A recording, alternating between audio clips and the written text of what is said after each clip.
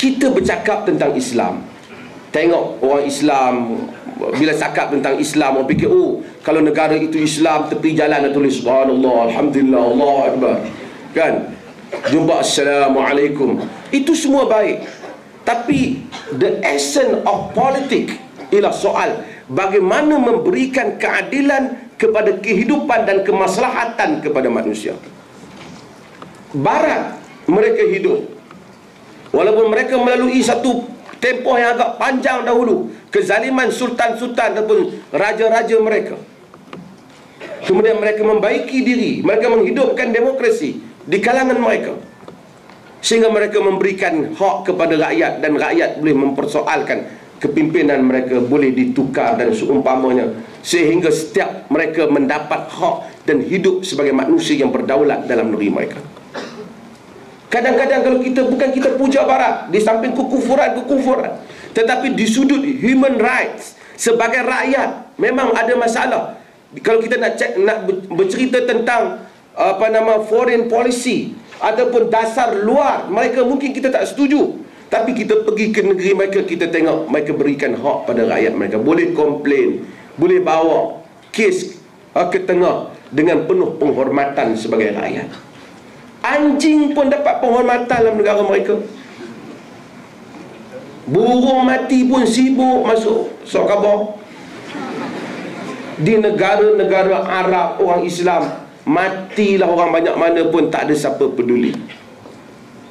Minyak lebih banyak, Barat tak ada minyak macam, tapi minyak orang Islam hanya dimonopolikan oleh sebahagian manusia di dunia Arab. Kemudian kita bercakap Islam adalah agama yang memberikan kebaikan hidup pada manusia. Nabi kata, wallahi wallazi nafsi biyadi innama ahlaka alladhina min qablikum atau innama halaka alladhina min qablikum idza saraqa fihim asy-syarif taraku wa idza saraqa fihim ad-dha'if aqamu alaihi al-had. Demi Allah, musnahnya manusia sebelum daripada kamu apabila orang-orang yang mulia mencuri, dibiarkan, dan apabila orang-orang yang lemah mencuri, ditegakkan hukum kepadanya.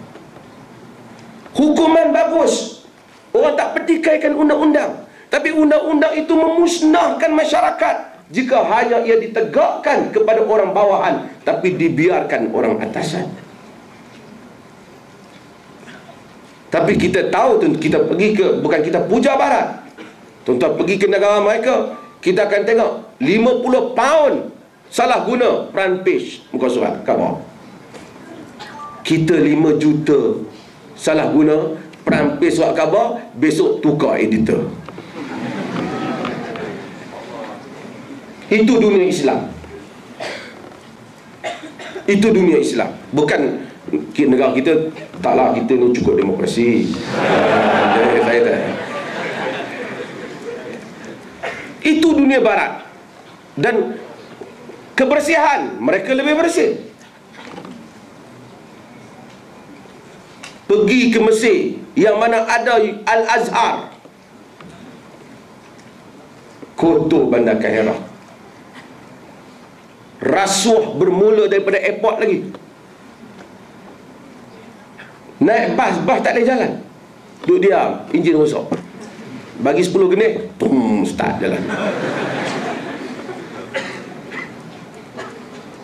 Tengok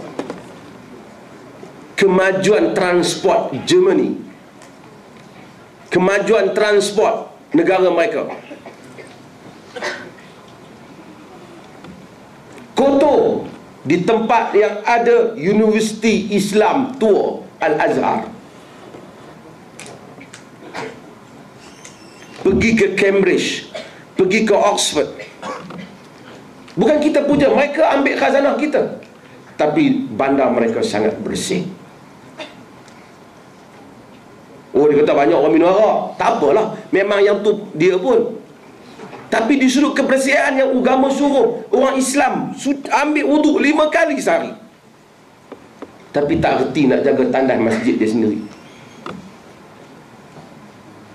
Kita cakap pasal politik, pasal kenegaraan, keuangan kita, keuangan negara Islam, pengurusan kita faham yang Islamik tu kalau sekiranya sampul dia ada gambar macam masjid sikit, bangunan dia tu ada macam kubah sikit, oh Islamik kita kata.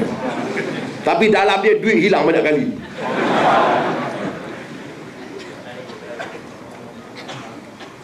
What is actually the essence of Islamic teaching? Ia bukan soal luaran, tapi soal apakah hati budi, nilai yang sebenar kepada ajaran Islam itu.